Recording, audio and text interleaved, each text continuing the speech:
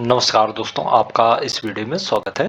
जैसा कि आप लोग जानते हैं कि हम लोग यूपी पीसीएस और आरआरएस से रिलेटेड टेस्ट सीरीज हल कर रहे हैं और यह टेस्ट सीरीज जो इकोनॉमी से रिलेटेड है और इस टेस्ट सीरीज में आने वाले यूपी पीसीएस और आरआरओ एग्जाम के लिए अत्यंत इंपॉर्टेंट क्वेश्चन दिए गए हैं। तो चलिए टाइम को बिना वेस्ट किए आगे बढ़ते हैं और आप लोगों से एक विनम्र निवेदन है कि आप लोग चैनल को सब्सक्राइब कर लें, वीडियो को लाइक करें, शेयर करें और कमेंट करें और इस वीडियो के पीडीएफ के लिए टेलीग्राम या व्हाट्सएप ग्रुप को ज्वाइन कर लें, जो कि लिंक डिस्क्रिप्शन में दे दिया गया है। तो चलिए स्टार्ट करते हैं।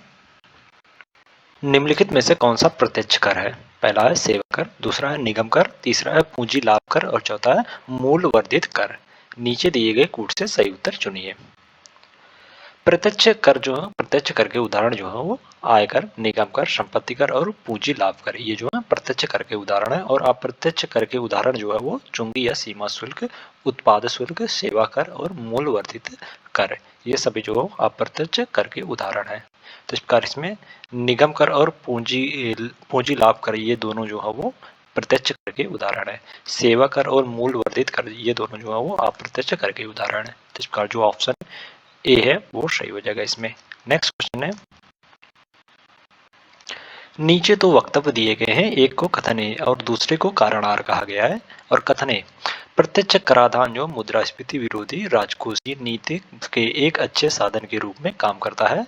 और कारणार में कहा जा रहा है कि मुद्रास्फीति के दौरान अत्यधिक क्रय शक्ति को प्रत्यक्ष करों में वृद्धि के माध्यम से कम किया जा सकता है। नीचे दिए गए कोड से सही उत्तर चुनिए। प्रत्यक्ष कराधान जो मुद्रास्फीति विरोधी राजकोषीय नीति के एक अच्छे साधन के रूप में काम कर सकता है, जिसे स्थिर स्तर पर मूल स्तर को बनाए रखने के लिए डिजाइन किया गया है। मुद्रास्फीति के दौरान अत्यधिक क्रय शक्ति को प्रत्यक्ष कर में वृद्धि के माध्यम से कम किया जा सकता है। तो इस प्रकार जो कथन और कारण जो है वो दोनों सही है और कारण जो है कथन का सही व्याख्या भी कर रहा है। तो इस प्रकार जो ऑप्शन बी है वो सही हो जाएगा इसमें। नेक्स्ट क्वेश्चन है, कृषि लागत एवं मूल आयोग के संदर्भ में निम्नलिखित कथनों पर विचार कीजिए। पहला कथन है, यह भारत सरकार के वित्त मंत्रालय का एक संलग्न कार्यालय है। और दूसरा कथन है, यह आयोग वर्ष 1965 में अस्तित्व में आया था। और तीसरा कथन है, यह आयोग जो कृषि उत्पादों के न्यूनतम समर्थन मूल्य पर सलाह देता है। उपयुक्त कथनों में से कौन सा सही है? कृषि लागत एवं मूल आयोग जो भारत सरकार के कृषि एवं किसान कल्याण मंत्रालय का एक संलग्न कार्यालय है। तो इस प्रकार जो कथन एक है वो गलत हो जाएगा इसमें। ओके, और यह आयोग जो जनवरी 1965 में अस्तित्व में आया था। तो इस प्रकार जो कथन दो है वो सही हो जाएगा इसमें। और यह आयोग जो कृषि उत्पादों के न्यूनतम समर्थन मूल्य पर सलाह देता है। तो इस प्रकार जो कथन तीन है वो भी सही हो जाएगा। तो इसमें दो और तीन जो सही हो जाएगा कृषि लागत एवं मूल आयोग के संदर्भ में। तो इस प्रकार जो ऑप्शन इसमें ऑप्शन ए है, सॉरी ऑप्शन सी है वो सही हो जाएगा इसमें। नेक्स्ट क्वेश्चन है, आवश्यक वस्तु अधिनियम 1955 के संदर्भ में निम्नलिखित कथनों पर विचार कीजिए। पहला कथन है, खाद्य पदार्थों की जमाखोरी और कालाबाजारी को रोकने के लिए यह अधिनियम लाया गया था। और दूसरा कथन है, इसमें आवश्यक वस्तुओं को स्पष्ट रूप से परिभाषित किया गया है। उपयुक्त कथनों में से कौन सा सही है? आवश्यक वस्तु अधिनियम 1955 जो तत्कालीन भारत अपनी खाद्य जरूरतों की पूर्ति के लिए आयात और सहायता पर निर्भर था।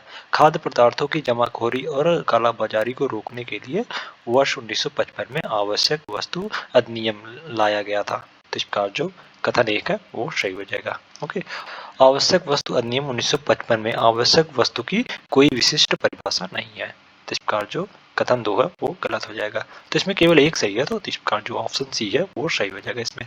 नेक्स्ट क्वेश्चन है, निम्नलिखित कथनों पर विचार कीजिए। पहला कथन है, अंतर्राष्ट्रीय व्यापार के संदर्भ में अदृश्य निर्यात प्रतिबंधित वस्तुओं के निर्यात को संदर्भित करते हैं। और दूसरा कथन है, किसी देश के कुल अदृश्य आयात और अदृश्य निर्यात को व्यापार का अदृश्य संतुलन कहा जाता है। उपयुक्त कथनों में से कौन सा सही है? अदृश्य निर्यात का अर्थ होता है सेवाओं का निर्यात। ओके, और अंतर्राष्ट्रीय व्यापार का एक हिस्सा है अदृश्य निर्यात, जो अंतर्राष्ट्रीय व्यापार का एक हिस्सा है। अदृश्य निर्यात एक प्रकार का निर्यात है जिसमें माल या वस्तु का आयात शामिल नहीं होता है, बल्कि इसमें सेवा क्षेत्र जैसे बीमा, बैंकिंग, कंसल्टेंसी आदि शामिल होते हैं। किसी देश के कुल अदृश्य आयात और कुल अदृश्य निर्यात को व्यापार का अदृश्य संतुलन कहा जाता है। तो इसका जो कथन 2 है वो सही हो जाएगा, जबकि कथन 1 जो है वो गलत हो जाएगा। तो इसमें केवल 2 सही है, तो इसका जो ऑप्शन ए है वो सही हो जाएगा इसमें।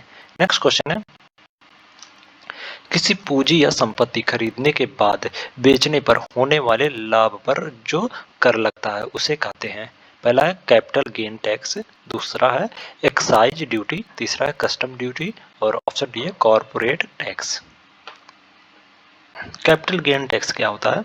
किसी वस्तु को खरीदने के बाद बेचने से जो लाभ होता है उसे कैपिटल गेन कहते हैं और इस कैपिटल गेन को सरकार अपनी इनकम का हिस्सा मानती है और इस पर टैक्स भी लेती है। निष्कर्ष रूप में हम यह कह सकते हैं कि किसी पूंजी यानी संपत्ति को बेचने पर होने वाले लाभ से जो कर लगता है उसे कैपिटल गेन टैक्स कहते हैं। तो इसका जो ऑप्शन ए है वो सही हो जाएगा इसमें। नेक्स्ट क्वेश्चन है, पेटेंट के संदर्भ में निम्नलिखित कथनों पर विचार कीजिए। पहला कथन है यह एक प्रकार का बौद्धिक संपदा अधिकार है और दूसरा कथन है किसी उत्पाद को पेटेंट प्राप्त होने पर इसके धारक को एक प्रकार का एकाधिकार प्राप्त हो जाता है। उपयुक्त कथनों में से कौन सा सही है? नए उत्पाद उत्पादन की नई प्रक्रिया तथा नई तकनीकी के आविष्कार को सरकार द्वारा दी गई औपचारिक मान्यता जो पेटेंट कहलाती है। किसी उत्पाद को पेटेंट प्राप्त होने से इसके धारक को एक प्रकार का एकाधिकार प्राप्त हो जाता है। तो इसका जो कथन 2 है वो सही हो जाएगा इसमें। और जो यह एक प्रकार का बौद्धिक संपदा अधिकार है, तो इसका जो कथन 1 है वो भी सही हो जाएगा। तो इसमें दोनों कथन जो सही है पेटेंट के संदर्भ में, तो इसका जो ऑप्शन डी है वो सही हो जाएगा इसमें। नेक्स्ट क्वेश्चन है, वेबलेन वस्तुओं के संदर्भ में निम्नलिखित कथनों पर विचार कीजिए। पहला कथन है इन वस्तुओं की कीमतें जो मांग एवं आपूर्ति के नियम का पालन नहीं करती हैं और दूसरा कथन है इन वस्तुओं का उपभोग जो प्रायः समाज का अत्यंत निम्न आय वाला वर्ग ही करता है। उपयुक्त कथनों में से कौन सा सही है? वेबलेन वस्तु जो वह वस्तु है जिनकी कीमत जो बढ़ने पर मांग जो बढ़ती है। वेबलेन सामान जो हो आमतौर पर उच्च गुणवत्ता वाले सामान होते हैं जो अच्छी तरह से बनाए जाते हैं, विशिष्ट होते हैं और एक स्टेटस सिंबल होते हैं। वेबलेन वस्तुओं की मांग जो आमतौर पर संपन्न उपभोक्ता द्वारा की जाती है जो वस्तु की उपयोगिता को अधिक महत्व देते हैं और इन वस्तुओं की कीमतें जो मांग एवं पूर्ति के नियम का पालन नहीं करती हैं। तो इसका जो कथन 1 है वो सही हो जाएगा, जबकि कथन 2 जो है वो गलत हो जाएगा इसमें वेबलेन के वस्तु के संदर्भ में। तो इसका जो ऑप्शन डी है वो सही हो जाएगा इसमें। नेक्स्ट क्वेश्चन है, लाफर वक्र के संदर्भ में निम्नलिखित कथनों पर विचार कीजिए। पहला कथन है यह वक्र जो कर की दर और कर राजस्व के बीच संबंध की व्याख्या करता है और दूसरा कथन है इसके अनुसार कर की उच्च दरें जो है लोगों को काम करने हेतु प्रोत्साहित करती है। उपयुक्त कथनों में से कौन सा सही है? लाफर वक्र जो हो कर की दरों और कर राजस्व के बीच संबंध की व्याख्या करता है। तो इसका जो कथन 1 है वो सही हो जाएगा इसमें। और लाफर वक्र के अनुसार यदि कर की दरों को एक निश्चित स्तर से ऊपर बढ़ाया जाता है तो कर राजस्व वास्तव में गिर सकता है क्योंकि उच्च कर की दरें जो लोगों को काम करने से हतोत्साहित करती हैं। उच्च कर की चोरी भी होती है। तो इसका जो कथन 2 है वो गलत हो जाएगा। इसके जो उच्च दरें जो है लोगों को काम करने की हेतु हतोत्साहित करती है, ना कि प्रोत्साहित। तो इसका जो कथन 2 है वो गलत हो जाएगा, जबकि कथन 1 जो है वो सही है। तो इसका जो ऑप्शन डी है वो सही हो जाएगा इसमें। नेक्स्ट क्वेश्चन है, निम्नलिखित कथनों पर विचार कीजिए। पहला कथन है वस्तुओं का रूप बदलकर उनको अधिक उपयोगी बनाने का कार्य जो वाणिज्य माना जाता है और दूसरा कथन है वाणिज्य की उत्पत्ति और विकास व्यापार और उद्योग के निरंतर विकास का परिणाम है। उपयुक्त कथनों में से कौन सा सही है? वस्तुओं का रूप बदलकर उनको अधिक उपयोगी बनाने का कार्य जो उद्योग माना जाता है, ना कि वाणिज्य। तो इसका जो कथन 1 है वो गलत हो जाएगा इसमें। और उद्योग का संबंध जो वस्तुओं और सेवाओं के उत्पादन, प्रसंस्करण और निर्माण से है। वाणिज्य की उत्पत्ति और विकास जो है वो व्यापार और उद्योग के निरंतर विकास का परिणाम है। तो इसका जो कथन 2 है वो सही हो जाएगा। तो इसमें केवल 2 सही है, तो इसका जो ऑप्शन नहीं है वो सही हो जाएगा इसमें। नेक्स्ट क्वेश्चन है, वस्तु एवं सेवा कर के संदर्भ में निम्नलिखित कथनों पर विचार कीजिए। पहला कथन है, यह भारत में वस्तुओं और सेवाओं के निर्माण, बिक्री और उपभोग पर एक व्यापक अप्रत्यक्ष कर है। और दूसरा कथन है, जीएसटी विधेयक पारित करने वाला भारत का पहला राज्य असम था। उपयुक्त कथनों में से कौन सा सही है? वस्तु एवं सेवा कर यानी जीएसटी जो वस्तुओं और सेवाओं पर लगने वाला एक कर है, और यह जो अप्रत्यक्ष कर है जिसे कई अन्य अप्रत्यक्ष करों जैसे वैट, सेवा कर, खरीद कर, उत्पाद शुल्क आदि के लिए लागू किया जाता है। तो इस प्रकार जो कथन एक है वो सही हो जाएगा इसमें। और जीएसटी विधेयक पारित करने वाला भारत का पहला राज्य जो है वो असम था। तो इस प्रकार जो कथन 2 है वो भी सही हो जाएगा। जीएसटी जो भारत में वस्तुओं और सेवाओं के निर्माण, बिक्री और उपभोग पर एक व्यापक अप्रत्यक्ष कर है, और जीएसटी विधेयक पारित करने वाला भारत का पहला राज्य असम था। तो इस प्रकार जो ऑप्शन डी है वो सही हो जाएगा। 101वें संविधान संशोधन अधिनियम 2016 में 1 जुलाई 2017 को भारत में एक राष्ट्रीय वस्तु एवं सेवा कर यानी जीएसटी जो पेश किया गया था 101वां संविधान संशोधन के माध्यम से 2016 में और इसे जो 1 जुलाई 2017 से भारत में लागू किया गया था। ओके, तो इस प्रकार जो ऑप्शन डी है वो सही हो जाएगा। नेक्स्ट क्वेश्चन है, निम्नलिखित में से कौन सा भारत में कम कर जीडीपी अनुपात का कारण है? पहला कथन है, भारत में एक बड़े अनौपचारिक असंगठित क्षेत्र की उपस्थिति, और दूसरा कथन है, कृषि क्षेत्र का प्रभुत्व, तीसरा कथन है, कर अधिकारों और करदाताओं के बीच बड़ी संख्या में विवाद, और चौथा कथन है, कम प्रति व्यक्ति आय और उच्च गरीबी। भारत में कम कर जीडीपी अनुपात के कारण जो है वो भारत में एक बड़े अनौपचारिक या असंगठित क्षेत्र की उत्पत्ति और कृषि क्षेत्र का प्रभुत्व, कर अधिकारियों और करदाताओं के बीच बड़ी संख्या में विवाद, और भारत में प्रत्यक्ष से अप्रत्यक्ष कर अनुपात और कम प्रति व्यक्ति आय और उच्च गरीबी, ये चारों जो है वो भारत में कम कर जीडीपी अनुपात के कारण है। तो इस प्रकार जो ऑप्शन सी है वो सही हो जाएगा इसमें। नेक्स्ट क्वेश्चन है, भुगतान संतुलन के संदर्भ में निम्नलिखित में से क्या पूंजी खाते में सम्मिलित है? पहला है प्रत्यक्ष विदेशी निवेश, दूसरा है प्रत्यक्ष पोर्टफोलियो निवेश, तीसरा है विदेशी ऋण, और चौथा है निजी प्रेषण। पूंजीगत खाता, पूंजी खाता किसी देश के लिए भौतिक या वित्तीय संपत्ति के स्वामित्व में कुल परिवर्तन दिखाता है। इसमें प्रत्यक्ष विदेशी निवेश, पोर्टफोलियो निवेश, विदेशी ऋण, रिजर्व खाते में बदलाव आदि शामिल है। निजी प्रेषण जो चालू खाते के अंतर्गत आते हैं, ना कि पूंजी खाते के अंतर्गत। तो इसका जो कथन 4 है वो गलत हो जाएगा, जबकि 1, 2 और 3 जो है वो ये सभी पूंजी खाते के अंतर्गत शामिल है। तो इसका जो ऑप्शन ए है वो सही हो जाएगा इसमें। नेक्स्ट क्वेश्चन है, वस्तु एवं सेवा कर परिषद के संदर्भ में निम्नलिखित कथनों पर विचार कीजिए। पहला कथन है, यह परिषद जो केंद्र और राज्यों का एक संयुक्त मंच है, और दूसरा कथन है, यह एक संवैधानिक निकाय है, और तीसरा कथन है, केंद्रीय वित्त मंत्री द्वारा इसकी अध्यक्षता की जाती है। उपयुक्त में से कितने कथन जो सत्य है? वस्तु एवं सेवा कर परिषद जो है वो केंद्र और राज्यों का एक संयुक्त मंच है। तो इसका जो कथन 1 है वो सही हो जाएगा, और इसे राष्ट्रपति द्वारा संशोधित संविधान के अनुच्छेद 279A1 के अनुसार स्थापित किया गया था। तो इसका जो यह जो है वो एक संवैधानिक निकाय है। तो इसका जो कथन 2 है वो भी सही हो जाएगा इसमें। ओके, और परिषद के सदस्यों में केंद्रीय वित्त मंत्री जो है वो इसकी अध्यक्षता करता है। तो इस प्रकार जो कथन 3 है वो भी सही हो जाएगा। तो इसमें तीनों कथन जो है वो वस्तु एवं सेवा कर परिषद के संदर्भ में सही है। तो इसका जो ऑप्शन डी है वो सही हो जाएगा। नेक्स्ट क्वेश्चन है, निम्नलिखित कथनों पर विचार कीजिए। पहला कथन है, यदि कर आधार के आकार के साथ कर की दर बढ़ती है तो इसे प्रगतिशील कर कहा जाता है, और दूसरा कथन है, भारत में आयकर एक प्रगतिशील कर का उदाहरण है। उपयुक्त कथनों में से कौन सा सही है? यदि कर जो आधार के आकार के साथ कर की दर बढ़ती है तो इसे प्रगतिशील कर कहा जाता है। आय में वृद्धि के साथ कर की दर में वृद्धि होती है।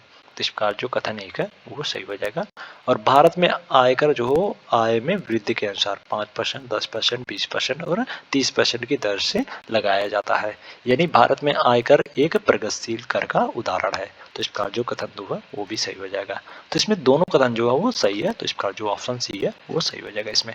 नेक्स्ट क्वेश्चन है, आरबीआई एक विस्तारवादी मौद्रिक नीति अपनाने का फैसला करता है तो वह निम्नलिखित में से क्या करेगा? पहला है वैधानिक तरलता अनुपात में कटौती, दूसरा है सीमांत अस्थायी सुविधा दर को बढ़ाना, और तीसरा कथन है बैंक रेट और रेपो रेट में कटौती। नीचे दिए गए कूट से सही उत्तर चुनिए। अगर आरबीआई एक विस्तारवादी मौद्रिक नीति अपनाने का फैसला करता है तो उसे वैधानिक तरलता अनुपात में कटौती करनी होगी और बैंक रेट और रेपो रेट में कटौती करनी होगी। तो इस प्रकार जो 1 और 3 है वो सही हो जाएगा इसमें। तो इस प्रकार जो ऑप्शन सी है वो सही हो जाएगा। नेक्स्ट क्वेश्चन है, निम्नलिखित में से कौन सी मुद्रा अंतर्राष्ट्रीय मुद्रा कोष के SDR बास्केट में सम्मिलित है? पहला है अमेरिकी डॉलर, और दूसरा यूरोप का यूरो, और तीसरा चीन की मुद्रा रिनमिनबी, और चौथा है ब्रिटेन का पाउंड। SDR को विशेष आहरण अधिकार के नाम से जाना जाता है और इसको अंतर्राष्ट्रीय मुद्रा कोष द्वारा वर्ष 1969 में अपने सदस्य देशों के लिए अंतर्राष्ट्रीय आरक्षित संपत्ति के रूप में बनाया गया था। SDR का मूल जो हो वो बास्केट ऑफ करेंसी में शामिल मुद्राओं के औसत भार के आधार पर किया जाता है।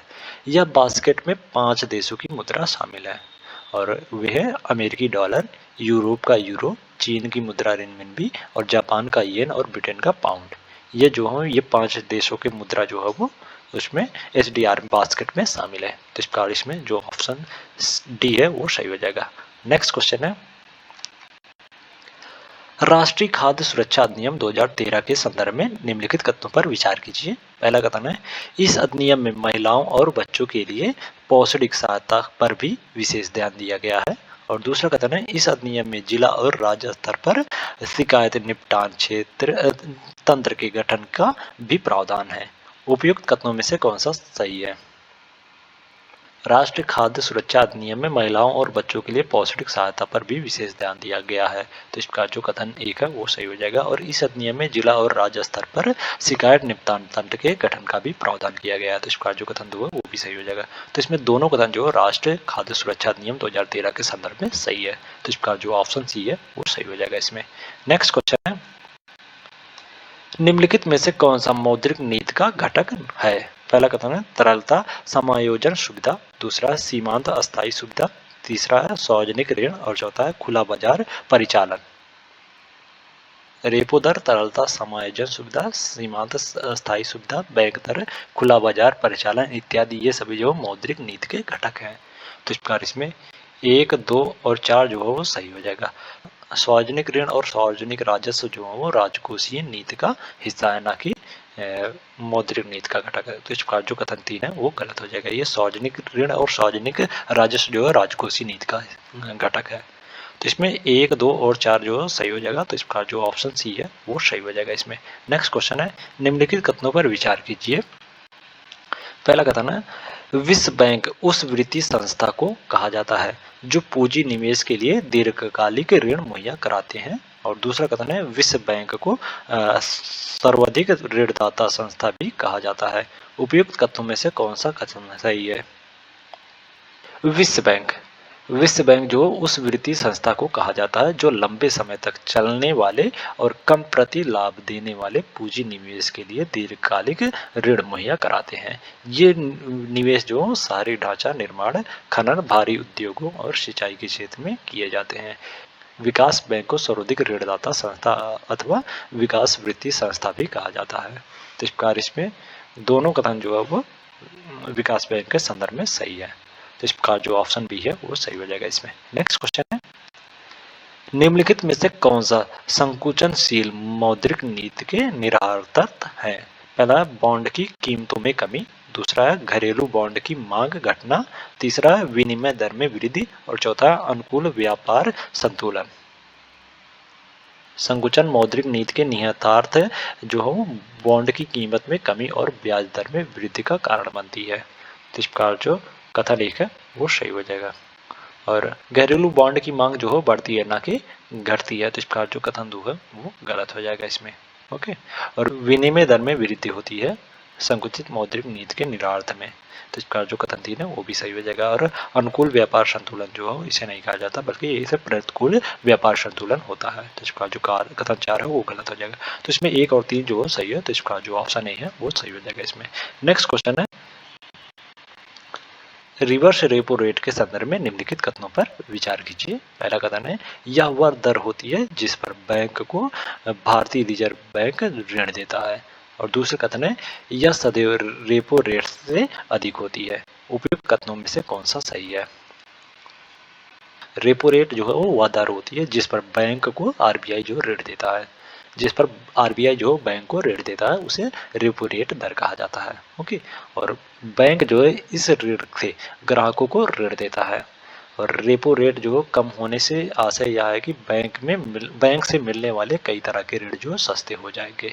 और यह जो अल्पकालिक ऋण होता है, रेपो रेट जो अल्पकालिक ऋण होता है। रिवर्स रेपो रेट जो है वो रेपो रेट के ठीक विपरीत होता है। अर्थात जब बैंक जो अपनी कुछ धनराशि को रिजर्व बैंक में जमा कर देते हैं, जिस पर रिजर्व बैंक जो है उन्हें ब्याज देता है। रिजर्व बैंक जिस दर पर ब्याज देता है उसे रिवर्स रेपो रेट कहते हैं। और यह जो सदैव रेपो रेट से कम होती है। तो इसका जो कथन 2 है वो गलत हो जाएगा। रिवर्स रेपो रेट जो सदैव रेपो रेट से कम होती है, ना कि अधिक होती है। और यह वह दर होती है जिस पर भारतीय रिजर्व बैंक को बैंक जो वो ऋण देता है, ना कि भारतीय रिजर्व बैंक बैंक को ऋण देता है। बैंक जो भारतीय रिजर्व बैंक को ऋण अगर देगा तो वो रिवर्स रेपो रेट के संदर्भ में आएगा। तो इसका जो कथन 1 है वो भी गलत हो जाएगा इसमें। तो इसमें कोई भी कथन जो है रिवर्स रेपो रेट के संदर्भ में सही नहीं है। तो इसका जो ऑप्शन बी है वो सही हो जाएगा इसमें। नेक्स्ट क्वेश्चन है, निम्नलिखित कथनों पर विचार कीजिए। पहला कथन है, प्रत्येक देश का इसके वित्तीय महत्व के अनुपात में अंतर्राष्ट्रीय मुद्रा कोष के कार्यकारी बोर्ड में प्रतिनिधित्व है। और दूसरा कथन है, भारतीय रिजर्व बैंक जो अंतर्राष्ट्रीय मुद्रा कोष में भारत की सदस्यता का प्रतिनिधित्व करता है। उपयुक्त कथनों में से कौन सा सही है? अंतर्राष्ट्रीय मुद्रा कोष जो 189 सदस्य देशों वाला एक संगठन है, जिसमें से प्रत्येक देश का इसके वित्तीय महत्व के अनुपात में अंतर्राष्ट्रीय मुद्रा कोष के कार्यकारी बोर्ड में प्रतिनिधित्व है। और इस प्रकार वैश्विक अर्थव्यवस्था में जो देश अधिक शक्तिशाली है उस देश के पास जो अधिक मताधिकार है। भारतीय रिजर्व बैंक जो अंतर्राष्ट्रीय मुद्रा कोष में सरकार के प्रतिनिधि के तौर पर काम करता है और भारत की सदस्यता का प्रतिनिधित्व करता है। तो इसका जो कथन 2 है वो सही हो जाएगा। और कथन 1 जो है वो भी सही हो जाएगा इसमें। ओके। तो इसका इसमें दोनों कथन जो सही है अंतर्राष्ट्रीय मुद्रा कोष के संदर्भ में। तो इसका जो ऑप्शन डी है वो सही हो जाएगा इसमें। नेक्स्ट क्वेश्चन है, निम्नलिखित में से कौन सा गैर बैंकिंग वित्तीय कंपनियों का कार्य है? पहला कथन है मांग जमा राशि करना। और दूसरा कथन है ऋण और अग्रिम देना। और तीसरा कथन है अंतिम व्ययकर्ता को उधार देना। और चौथा है स्वयं द्वारा भुगते चेक जारी करना। गैर बैंकिंग वित्तीय कंपनी जो विभिन्न तरीकों से वित्तीय मध्यस्थता का कार्य करता है, जैसे जमा स्वीकार करना। मांग जमा स्वीकार करना नहीं, बल्कि जमा स्वीकार करना जो गैर बैंकिंग वित्तीय कंपनियों के कार्य है। तो इसका जो कथन 1 है वो गलत हो जाएगा इसमें। ओके।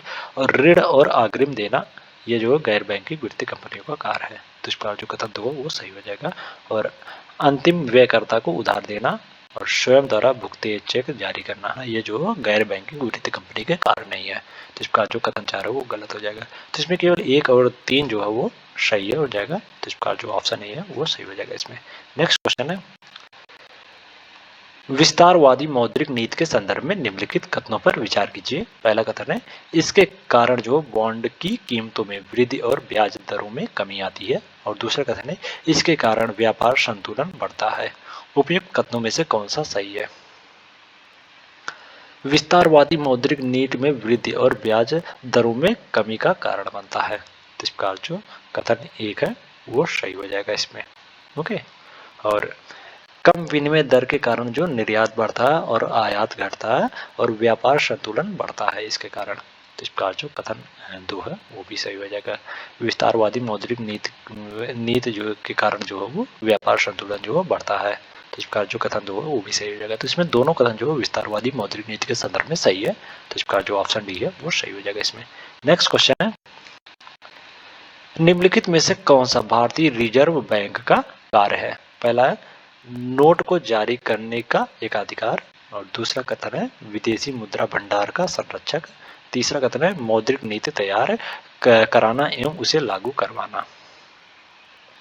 भारतीय रिजर्व बैंक के कार्य जो है वो नोटों को जारी करने का एकाधिकार, विदेशी मुद्रा भंडार का संरक्षक और मौद्रिक नीति तैयार कराना एवं उसे लागू करना आदि है। तो इस प्रकार जो इसमें तीनों कथन जो है वो सही हो जाएगा भारतीय रिजर्व बैंक के कार्य के संदर्भ में। तो इस प्रकार जो ऑप्शन सी है वो सही हो जाएगा इसमें। नेक्स्ट क्वेश्चन है,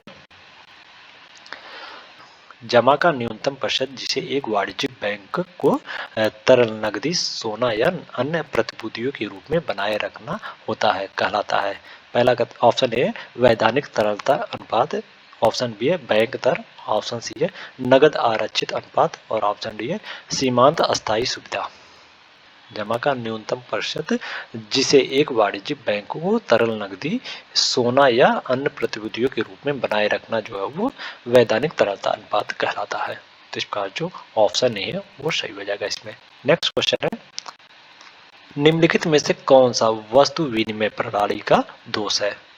पहला कथन है दोहरे संयोग का अभाव, दूसरा कथन है मूल मापन की कठिनाई, तीसरा कथन है विभाज्यता की समस्या, और चौथा कथन है भावी भुगतान में कठिनाई। वस्तु विनिमय प्रणाली के दोष और कठिनाई जो है वो दोहरे संयोग का अभाव, मूल मापन की कठिनाई, विभाज्यता की समस्या, भावी भुगतान में कठिनाई और संचय में कठिनाई, ये सभी जो है वो विनिमय प्रणाली के दोष के कारण है। तो इस प्रकार जो 1, 2 और 3, 4 ये चारों जो है वो सही हो जाएगा इसमें। तो इस प्रकार जो ऑप्शन ए है वो सही हो जाएगा इसमें। नेक्स्ट क्वेश्चन है, निम्नलिखित में से कौन सा वाणिज्यिक बैंक का प्रमुख कार्य है? पहला कथन है जमाएं स्वीकार करना, दूसरा कथन है ऋण प्रदान करना, तीसरा कथन है अभिकर्ता के कार्य करना, और चौथा कथन है नोट निर्गमन करना।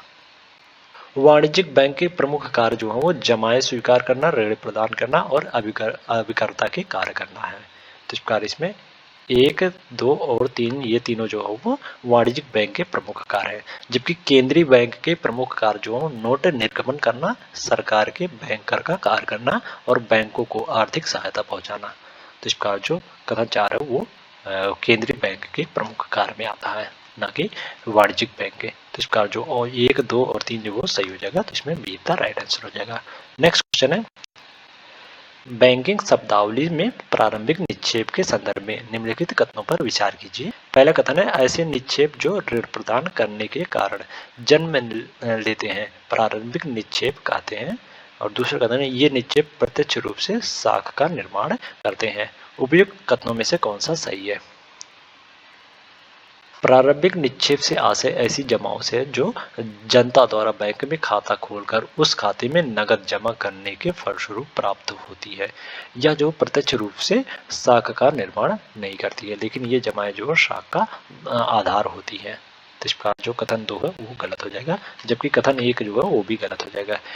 या निरपेक्ष प्रारंभिक निक्षेप जो है वो बैंक में खाता खोलकर खाते में नकद जमा करने के फलस्वरूप प्राप्त होती है, ना कि ऋण प्रदान करने के कारण जन्म लेती है। तो इस प्रकार जो कथन 1 है वो भी गलत हो जाएगा, और कथन 2 जो है वो भी गलत हो जाएगा इसमें।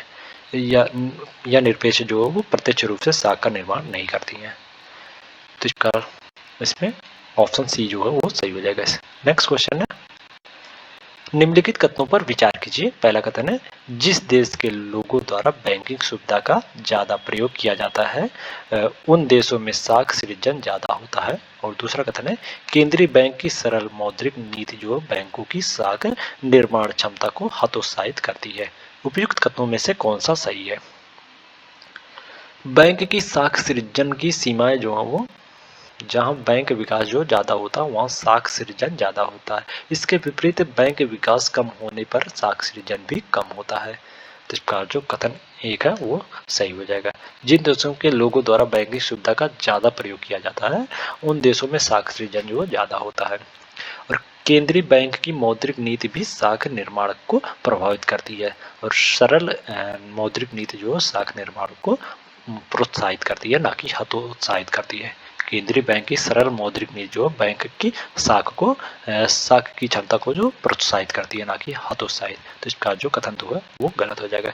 जबकि कठोर मौद्रिक नीति जो है वो साख निर्माण को हतोत्साहित करती है। तो इसका जो कथन दो है वो गलत हो जाएगा, जबकि कथन एक जो है वो सही है। तो इसमें केवल एक सही है, तो डी द राइट आंसर हो जाएगा इसमें। नेक्स्ट क्वेश्चन है, अधिविकर्ष सुविधा के संदर्भ में निम्नलिखित कथनों पर विचार कीजिए। पहला कथन है, इसमें बैंक खाते में जमा रकम से कम सीमा तक अधिक रकम निकालने की सुविधा प्रदान करते हैं। और दूसरा कथन है, बैंक द्वारा प्रदत्त अधिविकर्ष की सीमा खाता धारक की साख पर निर्भर करती है। उपयुक्त कथनों में से कौन सा सही है? अधिविकर्ष अधिविकर्ष इसमें बैंक जो बैंक खाते में जमा रकम से एक सीमा तक अधिक रकम निकालने की सुविधा प्रदान करते हैं। जमा रकम से जो ज़्यादा रकम खाते से निकाली जाती है उसी को अधिविकर्ष कहते हैं, यानी ओवरड्राफ्ट उसी को कहते हैं। तो इसका जो कथन एक है वो सही हो जाएगा इसमें। बैंक द्वारा प्रदत्त अधिविकर्ष की सीमा जो खाता धारक की साख पर जो निर्भर करती है। तो इसका जो कथन दो है वो भी सही हो जाएगा। तो इसमें दोनों कथन जो अधिविकर्ष के संदर्भ में सही है। तो इसका जो ऑप्शन सी है वो सही हो जाएगा इसमें। नेक्स्ट क्वेश्चन है, निम्नलिखित में से कौन सी वस्तु विनिमय प्रणाली में विनिमय के लिए आवश्यक शर्त है? पहला कथन है, कम से कम दो पक्षों का होना। दूसरा कथन है, विनिमय के लिए दोनों के पास एक दूसरे की आवश्यकता की वस्तु अतिरिक्त होना। और तीसरा कथन है, विनिमय के लिए दोनों पक्ष का तैयार होना। और चौथा कथन है, किसी मध्यस्थ का होना। वस्तु विनिमय प्रणाली में विनिमय के लिए निम्न बातें पूर्ण होनी आवश्यक होती हैं, और वे हैं, कम से कम दो पक्ष का होना और विनिमय के लिए दोनों के पास एक दूसरे की आवश्यकता की वस्तु जो अतिरिक्त होना, और विनिमय के लिए दोनों पक्षों का तैयार होना। ये तीन बातें जो है वो विनिमय प्रणाली में विनिमय के लिए होती हैं, शर्तें होती हैं। तो इस प्रकार इसमें एक, दो और तीन जो है वो सही हो जाएगा। तो इसका जो ऑप्शन नहीं है वो सही हो जाएगा। किसी मध्यस्थ का होना जो है वो वस्तु विनिमय प्रणाली के लिए आवश्यक शर्त नहीं है। तो इसका जो कथन चाह रहे हो वो गलत हो जाएगा। तो इसमें ए द राइट आंसर हो जाएगा। नेक्स्ट क्वेश्चन है, वैध मुद्रा के संदर्भ में निम्नलिखित कथनों पर विचार कीजिए। पहला कथन है, यह वह मुद्रा है जो कोई ऋणदाता अपने दावों के निपटान में स्वीकार करने के लिए बाध्य होता है। और दूसरा कथन है, बैंक चेक एक प्रकार की वैध मुद्रा है। उपयुक्त कथनों में से कौन सा सही है? वैध मुद्रा जो वह मुद्रा होती है जो सरकार के आदेश पर चलती है, जैसे सिक्का और नोट जो है वो वैध मुद्रा है। और इस प्रकार की मुद्रा को लेना जो है सभी के लिए कानूनी अनिवार्य होता है। कोई इसे लेने से मना नहीं कर सकता है। यदि वो ऐसा करता है तो सीधे रूप से सरकार आदेश की अवहेलना मानी जाती है, और ऐसे व्यक्ति के खिलाफ जो कानूनी कार्रवाई की जा सकती है।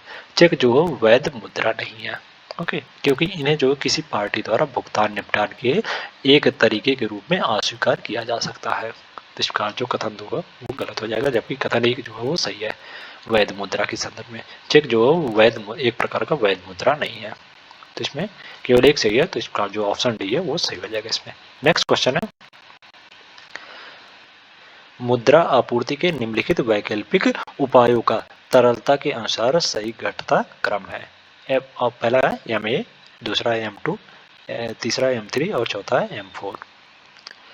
मुद्रा आपूर्ति के चार वैकल्पिक उपायों का तरलता के अनुसार सही घटता क्रम जो M1, M2, M3 और M4 है। तो इस प्रकार जो ऑप्शन ए है, सॉरी ऑप्शन बी जो है वो सही हो जाएगा इसमें। नेक्स्ट क्वेश्चन है, निम्नलिखित में से कौन सा मुद्रा का कार्य है? पहला कथन है, विनिमय का माध्यम। दूसरा है, मूल्य का माप। तीसरा स्थगित भुगतान का एक मानक। और चौथा है, मूल हस्तांतरण का साधन। मुद्रा के कार्य जो हो, विनिमय का माध्यम, मूल का मापक, खातों की एक इकाई, स्थगित भुगतान का एक मानक और साख का आधार, मूल हस्तांतरण का साधन। ये सभी जो मुद्रा के कार्य होते हैं। तो इस प्रकार इसमें जो ऑप्शन सी है वो सही हो जाएगा इसमें। ये सभी जो ये चारों जो मुद्रा के कार्य है। तो इसमें सीधा राइट आंसर हो जाएगा। नेक्स्ट क्वेश्चन है, निम्नलिखित कथनों पर विचार कीजिए। पहला कथन है, हार्ड करेंसी से तात्पर्य उन धन से है जो एक ऐसे राष्ट्र द्वारा जारी किया जाता है जिसे राजनीतिक और आर्थिक रूप से स्थिर माना जाता है। और दूसरा कथन है, हार्ड करेंसी की आपूर्ति जो मांग की अपेक्षा कम होती है। उपयुक्त कथनों में से कौन सा सही है? हार्ड करेंसी जो विश्व के सबसे भरोसेमंद, प्रभावशाली और शक्तिशाली देशों द्वारा जारी की जाने वाली एक प्रकार की मुद्रा है। और एक महत्वपूर्ण उदाहरण जो डॉलर, अमेरिका का डॉलर है। इसके विपरीत नरम मुद्रा जो अविश्वसनीय, अस्थिर देशों द्वारा जारी की जाती है, जो अभी भी विकासशील चरण में है। हार्ड करेंसी की आपूर्ति जो मांग की अपेक्षा कम होती है। तो इस प्रकार जो कथन एक है वो भी सही हो जाएगा और कथन दो जो है वो भी सही हो जाएगा हार्ड करेंसी के संदर्भ में। तो इसमें दोनों कथन जो सही है, तो इसका जो ऑप्शन सी है वो सही हो जाएगा। नेक्स्ट क्वेश्चन है, यूनिफाइड पेमेंट इंटरफेस यानी यूपीआई। यूपीआई यूपीआई के संदर्भ में निम्नलिखित कथनों पर विचार कीजिए। पहला कथन है, यह एक तत्काल रियल टाइम पेमेंट सिस्टम है जो मोबाइल प्लेटफॉर्म के जरिए दो बैंक खातों के बीच फंड ट्रांसफर करने में मदद करता है। और दूसरा कथन है, इसमें ऑनलाइन भुगतान के लिए मोबाइल वॉलेट की आवश्यकता होती है। उपयुक्त कथनों में से कौन सा सही है? यूपीआई जो हो, यूपीआई एक तत्काल रियल टाइम पेमेंट सिस्टम है जो मोबाइल प्लेटफॉर्म के जरिए दो बैंक खातों के बीच फंड ट्रांसफर करने में मदद करता है। तो इसका जो कथन एक है वो सही हो जाएगा। और यह जो है एक अवधारणा है जो एक ही मोबाइल एप्लीकेशन में कई बैंक खातों को प्राप्त करने की अनुमति देता है। यूपीआई जो बैंक के बीच इंटरऑपरेबिलिटी की सुविधा प्रदान करता है और सीधे खाते से जुड़ा होता है। इसमें ऑनलाइन भुगतान के लिए मोबाइल वॉलेट की आवश्यकता नहीं होती है। तो इस प्रकार जो कथन दो है वो गलत हो जाएगा, जबकि कथन एक जो है वो यूपीआई के संदर्भ में सही है। तो इसका जो ऑप्शन बी है वो सही हो जाएगा इसमें। नेक्स्ट क्वेश्चन है, नेशनल फाइनेंशियल स्विच के संदर्भ में निम्नलिखित कथनों पर विचार कीजिए। पहला कथन है, यह भारत में साझा स्वचालित टेलर मशीन का सबसे बड़ा नेटवर्क है। और दूसरा कथन है, इसे national payment corporation of India यानी एनपीसीआई द्वारा प्रतिबंधित किया जाता है। उपयुक्त कथनों में से कौन सा सही है? नेशनल फाइनेंशियल स्विच जो भारत में साझा स्वचालित टेलर मशीन का सबसे बड़ा नेटवर्क है। तो इसका जो कथन एक है वो सही हो जाएगा इसमें। ओके। और यह जो है वो 2000 इसे वर्ष 2004 में institute for development and research in banking telecom द्वारा देश में एटीएम को आपस में जोड़ने और सुविधाजनक बैंकिंग की सुविधा प्रदान करने के लक्ष्य के साथ डिजाइन, विकसित और तैनात किया गया था। इसे national payment corporation of India यानी एनपीसीआई द्वारा प्रतिबंधित किया जाता है। तो इसका जो कथन दो है वो भी सही हो जाएगा नेशनल फाइनेंशियल स्विच के संदर्भ में। तो इसका जो दोनों कथन जो है वो सही है। तो इसका जो ऑप्शन बी है वो सही हो जाएगा इसमें। नेक्स्ट क्वेश्चन है, निम्नलिखित में से कौन सी अंतर्राष्ट्रीय मुद्रा कोष के पहले प्रबंधक थे? ऑप्शन है क्रिस्टलिना जॉर्जीवा, ऑप्शन बी है कैमिल गट, और ऑप्शन सी है जोसेफ स्टिग्लिट्ज, और ऑप्शन डी है क्रिस्टलिन लेगार्ड। अंतर्राष्ट्रीय मुद्रा कोष के पहले प्रबंध निर्देशक जो कैमिल गार्ड थे। तो इसका जो ऑप्शन बी है वो सही हो जाएगा इसमें। तो आज के लिए इतना ही। अगले नेक्स्ट वीडियो में हम लोग नेक्स्ट टेस्ट सीरीज लेके आएंगे। अगर वीडियो अच्छी लगी हो तो वीडियो को लाइक कर दें और इसी प्रकार की वीडियो के लिए चैनल को सब्सक्राइब कर लें। Thank you so much. और इस वीडियो के पीडीएफ के लिए टेलीग्राम या व्हाट्सएप ग्रुप को ज्वाइन कर लें, जो कि लिंक डिस्क्रिप्शन में दे दिया गया है।